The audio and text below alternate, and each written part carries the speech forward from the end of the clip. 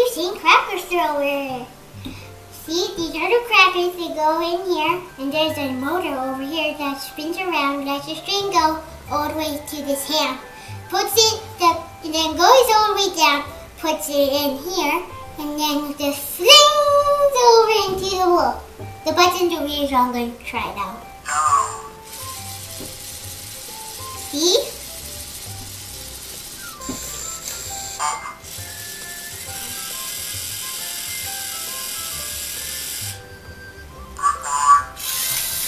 Yeah! Yummy. Oh.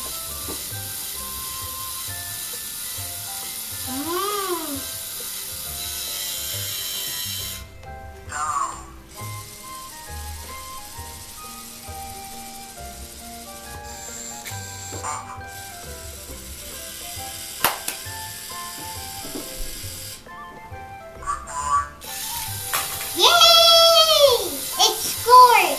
It went like phew! And that's how the cracker throw works. See you next time, and make sure to subscribe.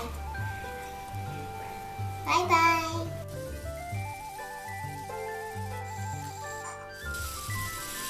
Yummy cracker.